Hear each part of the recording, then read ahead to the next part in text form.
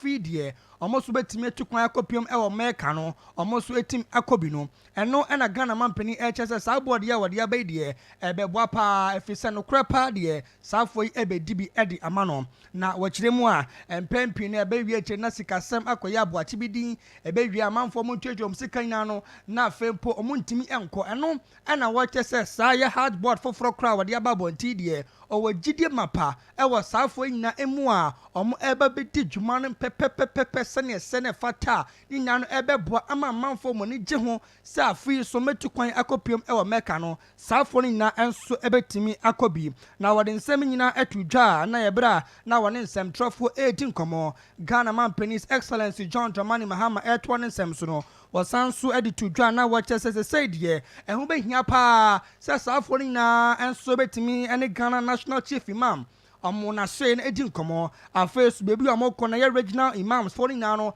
enso etimi edi nkomo afeso travel partners no se Saudi penny for nyina no omoso ebetimi ene omedi nkomo na afa bibiara eboro wadwen so akite wadwen so no omatimi akirechire mu ye ede ma wo se na ebe ya bibia so ebetimi akonkan Ghana Mampany's Excellency nsem no wachirechire mu sei.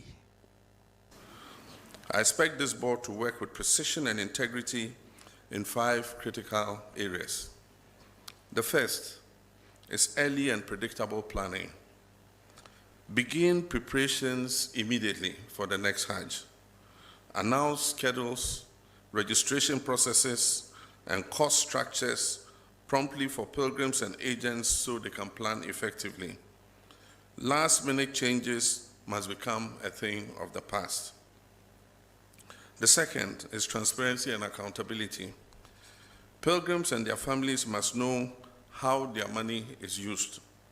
All payments must pass through approved traceable channels. No unofficial levies, no hidden charges. Transparency builds trust, and trust is the currency of leadership. The third is safety, health, and welfare. Please coordinate with the Ghana Health Service, the Ministry of Transport, and our embassy in Riyadh to guarantee safe travel, decent accommodation, adequate medical support, and happily we have a doctor, a heart surgeon on the Hajj board this time, so I'm sure that the health issues will be well managed.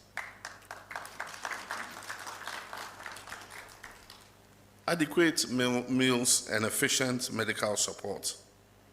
Pay special attention to elderly pilgrims, women, and persons with disabilities. Their comfort is also a sacred duty of the Hajj board. Then the fourth, every official from the board members to volunteers must act with courtesy, discipline, fairness, and honesty. Our pilgrims should feel respected at every point, from registration to their safe return home. And the fifth is partnership and communication. Keep open and constant engagement with the Office of the National Chief Imam, with your regional imams, with our travel partners and agents, and especially with the Saudi authorities. Coordination prevents crisis, and communications prevents rumors. Ebusia Anweti and Ghana Mampany's Excellency John Dramani Mahama esanswedi to na watch this say siketuano eyana koye boachi bidin obi ho no obetwa ne sika bewie no na akoye se sika no koda wanso na afi yasa catch ne se won sam betwa bi enka ho eno nti afi de no Ghana Mampany John Dramani Mahama kire se sika sam ne de amfanfa abefo kwan so electronically no muntu asesika na se ne be ya bewie che no na amanfo mo epeso mo nko no mo meka se sika no kra yetua ye no ye nya so mfaso nti no afi sika no a mo betua ne de amfanfa abefo kwan so no so wacheche nsem no mu sei. Besides this point clearly, the Ghana Hajj must never be a source of exploitation or profiteering. It is haram to exploit the sweat of a poor pilgrim.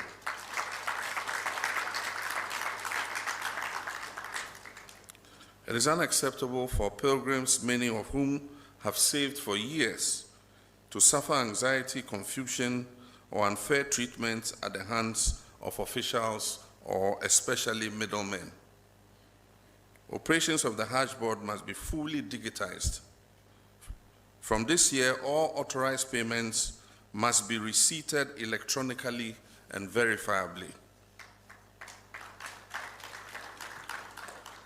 Any official or agent who is engaged in illegal charges or extortion must be removed and sanctioned in accordance with law.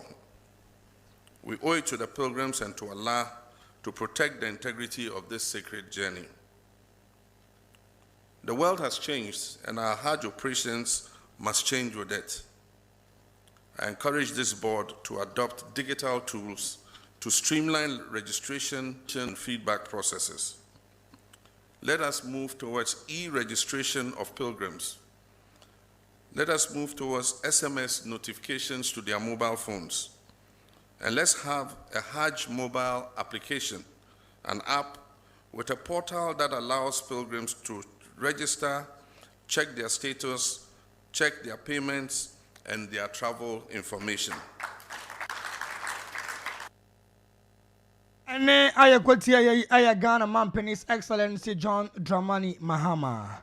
Na ebusuya yenko enimu na Minister for Interior Yewra Mubarak Muntaka na wakasa yi watch let's say eye nanu ada oye ne kese ye ama manfo nsia maba wa nsia efa mu ehwere mo nkwane nyano aye kwan ano mo pesa mo be serve o man Ghana ewo eye asra dwumekon emu a ko wieche no na omo ahwere mo nkwa enam so ema Yewra Muntaka Mubarak akasa wache say eye recruitment ananka ebaba so edema eye approach dwumekon no prison and a security agency nyina no se ne die omotu aseda enka no nanka wosen komonya na mnya do mo china no 15th November se die omotu e dia question November bosome ene da toso eyedu enso ana omode sa dwumede akwakwasha wo chese nya no oye na esi no afedie omo mpesi ebi ebesensi nti omo ne nhihye papa ebegu akwemu se ne be ya sanyema ne nya no ano ebetimi abrase na wode nsem nyina etudwa na ye bra wone nsem trofo 18 komo Yewra Mubarak Muntaka etwa ne nsem so no wasansu editudwa na watche sem eye approach Jumekon ana for immigration service ana for prison for nyano na menya duma edwo da ya omoto so ebe sha omode no ase a endo so ebetimi aboapa ama manfo mo ne gye se eye security agency Jumekon no omode omho ebe dori mu no saafo ni nyano enso ebetimi ede omho adwumu na wasato aso ekiremu eka se hu behia pa obi biara wode gye sa adwumadi e hu pesa nkoye bi no hu behia se obetimi akotwa wo form CB ewo eye GBC Bank branches bia o my Ghana mo ho na abekọ na won so wetimi akotọ bi na jesa won so no wetimi aba na ma hwehwe mu sampa ehunhia se wetimi eye se adwuma yi a won so wetimi aye se adwuma ni bi na Yewra Muntaka Mubarak ensam no de sei ana wachechire mu. The application process will begin on Monday, November 17, 2025. It will be published in the national dailies, on the ministries and its agencies' website, and on social media platforms. There are two major channels to purchase application voucher. Honorable Minister for Government Communication, the Minister of Interior is working to make sure that everything that we do in that ministry move from paper to paperless. In line with that, at the comfort of your home, probably for the first time, you can start the process and finish with your mobile phone via the USSD dial code, which will be published hopefully by Sunday, because we don't want, for lack of better words, a rush. So we'll publish that on Sunday, just before the Monday. The details of the web address and the USSD shortcode details will be in publication, like I said, on Sunday. The system we are developing is robust, centralized e-recruitment portal, and an initiative implemented to ensure harmonization and standardization of the conduct of the recruitment across various agencies under the Ministry of Interior. This process will enable every applicant to monitor and follow through the process right from the beginning till you are admitted into the training school. So you can monitor the progress of your application when you will be called for particular exercise. If it is screening, you know through your phone. You don't need to be told by another person because you've applied. When you are to apply, when you are to appear for medicals, you'll be told if you qualify to the next stage. When you are writing what test, all those things you can monitor from your phone. Ene aye kwati aye Muntaka Mubarak eno achi no ana wasanso de tudwa wa kire se ebra aye maba wa nsia ye fa mu ehwere mo nkwai no ade se beto abonten emamanfo bi kura kekan ye ka se ade se eye asra dwumeko no nipa dodo mefa de omafa ewie o enti nipa mo won de krampo de ehun nya kura eno na jevra Mubarak Muntaka echese sansam de oti abotugu ofisa no kura bia enimu eno nti osade kokobo eko edi akoma ade nyina esa wa wonim na obetete na sa obekeka sansam nya no so mo so mu dia embra no eno ebedi pa sam no so sei ana wo chechiremu. We have broadened the scope, as many of you might have checked in our publication, where for graduates and professionals and even ordinary recruits, we've moved the age to 30.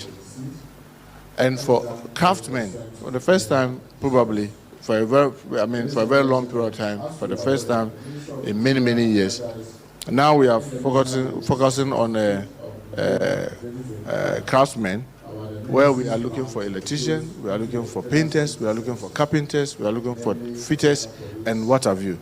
And the qualification there, BEC, MVTI, City and Girls, and the others. So broaden the base, and the age is 35. So with this, we want to believe that if you are not qualified with all these criteria, then I'm sorry, I'm sure even God may not want to help you.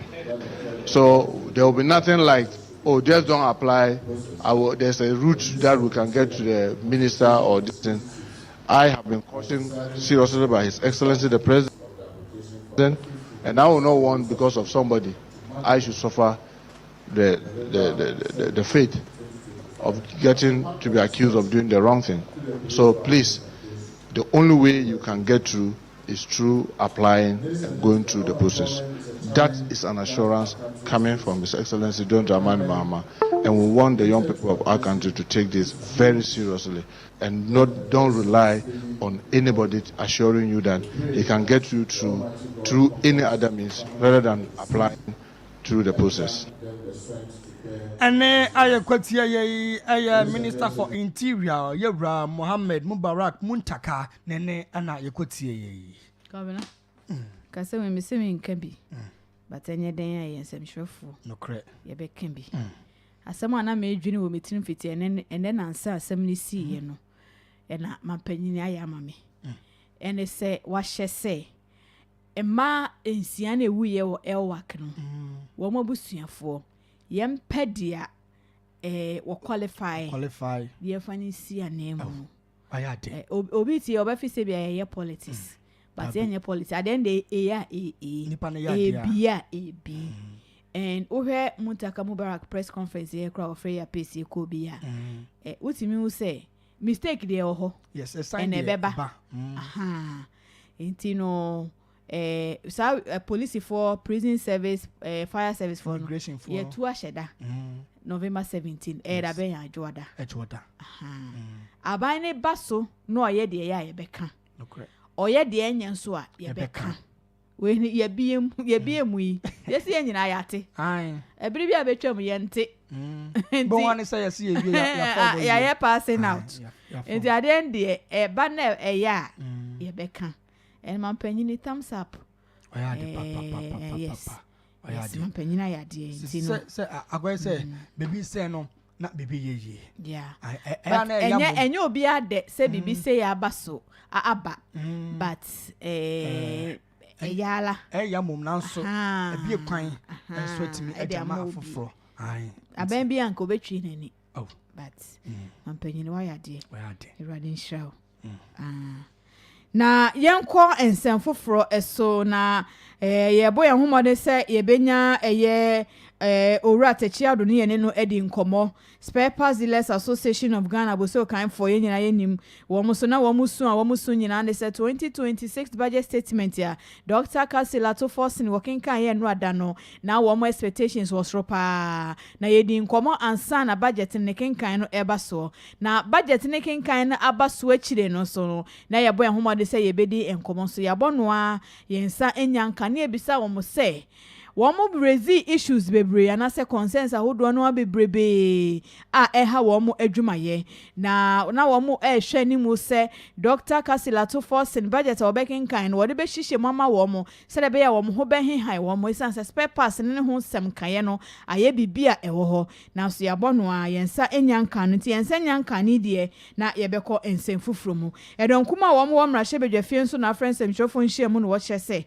2025 budget to Dr. Kasilato Forcing wobekin kan no emia ya hodo na enwumekwa hodo bebrebe kora wo ho a sika ye boye aban ne boye se ye de bema wo mo no ye nyamfa nkoyi wahu edonkuma na ekasa wo se sika bi wo ho a ye kan ye se adwumakuo adwumakuo bi adwumakuo si ye de beko ye kasa ye nyamfa nkoyi nti wo mo bisasa denti e na so afa wo hwe Ghana sika sem so wo nyamfa nkoye na nipa wo gina domkuma no anu wo mrahye bedwafie France emchofo nhye mu no ye kan ne Ghana ye photo sam for Dr. Amin Adam wo no gina domkuma no anu e na wakasa ye na wo kire se $279 million afi etwa mu 2025 budget ni mu no aban ne ye say ye de Koma Gold Board adwuma yekuo no na wo matimi aboa edi dwuma wo wo mo akache na so ye ka say 1 person akora enkoi na enu akiri no wo bo Gold Board adwuma kuo no sombo say ye ka say ye say ye ko galamse ne ko no aye bibie ho ko ye ntimi nko ni nyina ne say Gold Board for to gold edi free wo mo etu fama gudi a enambra kwan so no galamse fo no Gold Board to gold edi free wo makache enti ye pai kronfo ye bechi kronfo a konfro ni ye menuni no ni nyina ya ban no wo mo na aye na galamse no yentimi entuasie yenti edom kuma no a Dr. Amin Adam kane Ghana soafo no wo hwe sikasem eso yenti ensama wo de tudwa won semchofo nhyiamudie no ase $179 million to Gold Board to purchase gold. Till date, members of the press, this amount has not been disbursed. Rather, the Bank of Ghana has been pre-financing Gold Board purchases of gold, including purchases of gold from galamsey operators.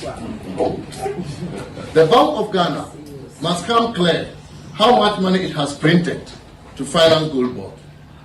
This is important because it amounts to central bank financing of the government, a practice frowned upon by Ghana's program with the IMF.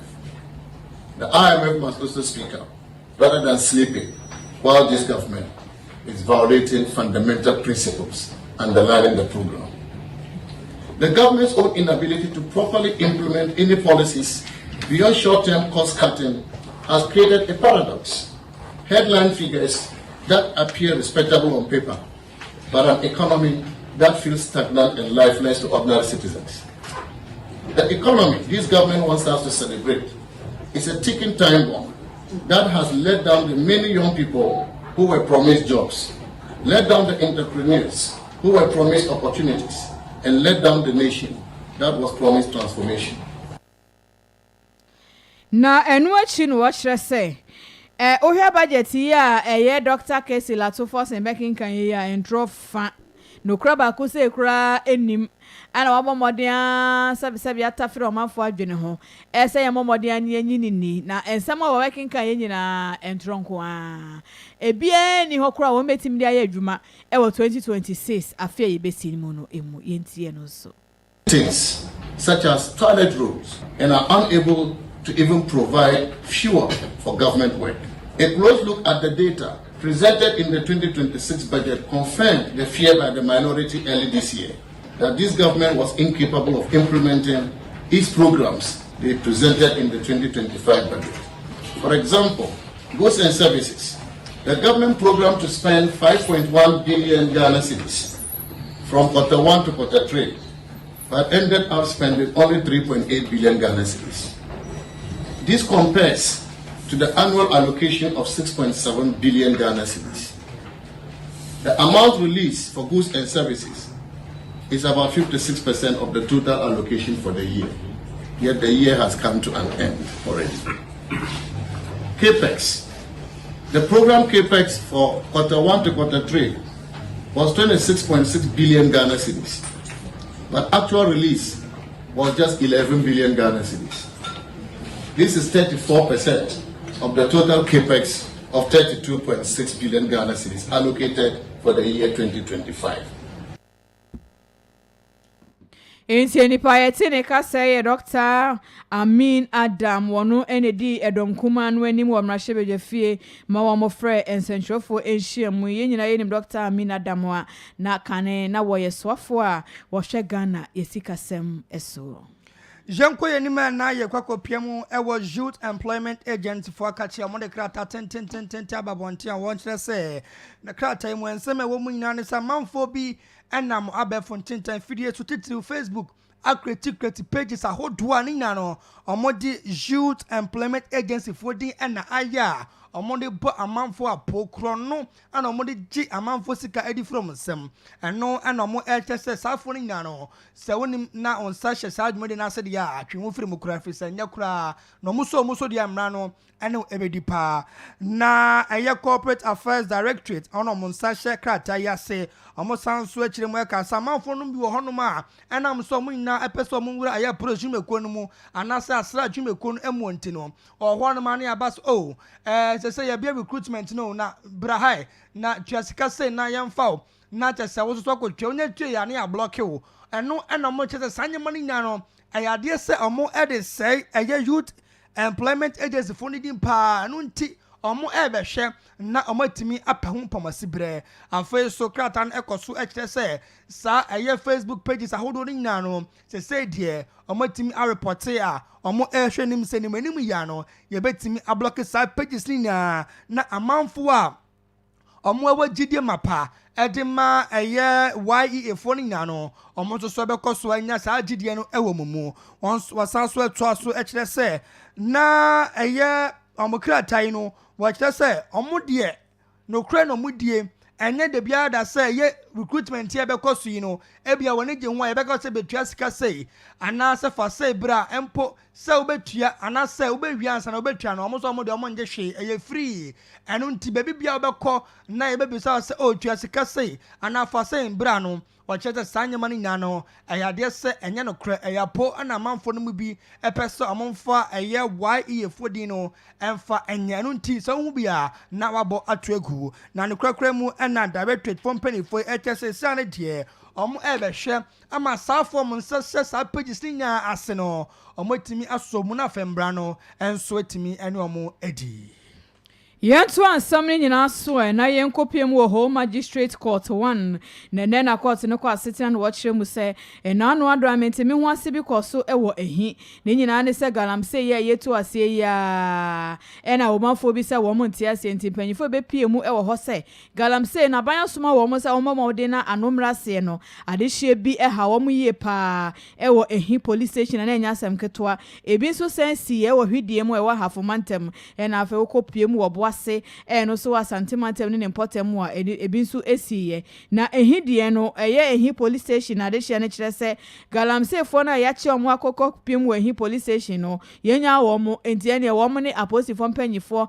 ene na imos mpanyifo na nya asem keto akura na eno na ene court ne kwa asetena na wahye se saafo na ya chi wo mo ne nyina enipa banko makomako edioson 77 yefa wo mo ko twere a prison for akachi na nyame ya adoma November bosome no ne da so aduonu enso wo masan ba be piemu e court na abra court ne kwa asetena no enipa no makomako aduasa enkro 39 wo mo lawyer ye Joan na kofa Osei Esquire wo ne ka kire court no esre ne se wo mu se videos de akọ viral na so wuntimi nyira video no se mu obi atenchia se ampania pa boni a wode susu no wadi entinka be yanka yema wo mo ebio na so court ne hye se da bi enhwehwemu guso a ekoso a enya semketoa na efiti nipa no makomako dua aduanan ekosi enipa no de toso eduosonson wo mo so lawyer ni ye Benedict Kofiche wono so edito court no anim se wo sere na adabraka anka beya anka womuma kwan na ye masafo ni nyina bill na nyame ya doma anka nhwehwemu no enkoso na so otemuafo wogina asem no anasa wotena asem no so no eye his worship Albert ano owusu won ka se da bi sabre yentimi ma bill esan se nhwehwemu gu so ekoso na nhwehwemu koso so ontimi mani pa no nkotena fi ma nhwehwemu nkoso e wasa wotwere eya prison for ekukum na ebrepemu a esefata no yasan de o ma ba be piem nti ye ka say his worship Albert ano owusu ahye se enipa makomako 77 no ye fo mu kotwere mu ewo a prison for akachi nyame ya adoma November bosumi a yewo mu yi ni da to so aduonu so November 27 ye sanfa wo mu be piem ewo home magistrate court 1 na atemu a esefata no yemfa ema safui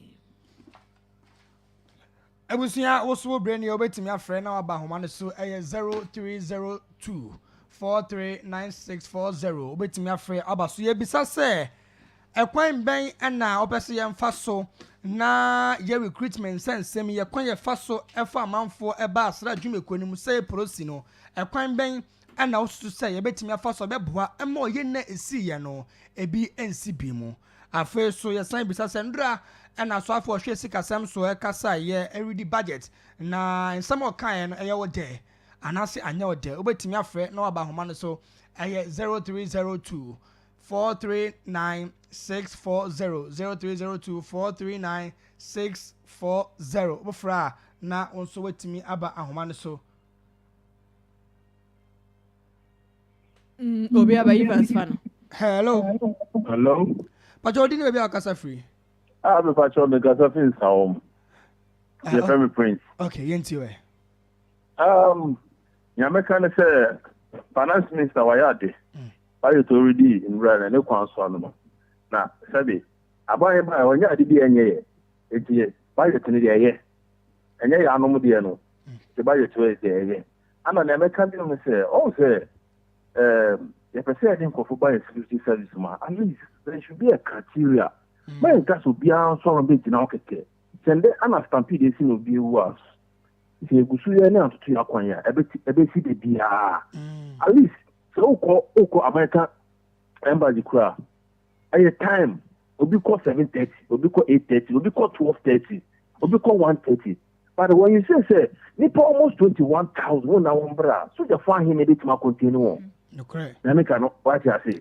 And there should be a system ebi ebe shamuna but Edinburgh anopa 9 Edinburgh 8 Edinburgh 12 Edinburgh 1 so what na next day won't schedule one couple some to ma show one na I can say so why is sa oye anyway the HCB but anya ne sa egusu ye ne area men ka say Edinburgh but one share bit ma say the HCB ana moreover no one amadisia every munu yamawan yakọ ebe o be wa kwala fi if it can say be secondary school no about be free media said yeah na she say president so dey go ama one me film no egusia no so president yeda na say onguso yes ama me pa choka ka me timaka no. Okay, we are prince abada was say hello obi abaso. Oh okay. Okay, inti is a good infancy on. Infancy inti Yevensia. Abusuya and then you can come for me Kwabena Boateng mene Akua Acheampongmaa said I can confirm Angela wano and a boy abobo anya hodo no de my sanso na same and Derek and Rantia hodo no de call light television and our friends to Facebook and can phone so a ye je bre Akua Acheampongmaa mene Kwabena